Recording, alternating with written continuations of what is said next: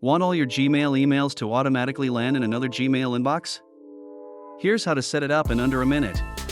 First, sign into the Gmail account you want to forward emails from. In the top right, click the gear icon to open settings, then choose See All Settings. Along the top, click the Forwarding and POP or IMAP tab. Under Forwarding, click Add a forwarding address. A pop-up appears. Type the Gmail address you want to receive your forwarded emails, then click Next and confirm. Now, switch to the Gmail account that should receive the forwarded emails. Open the confirmation email from Gmail and click the verification link inside. Once it's verified, go back to the original Gmail account and open settings again.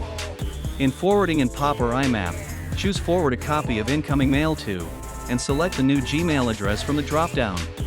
Decide what happens to the original email, like keeping Gmail's copy in the inbox, then scroll down and click Save Changes. You are done. Send a quick test email to confirm everything's working, and enjoy your Gmail automatically forwarding to your other account.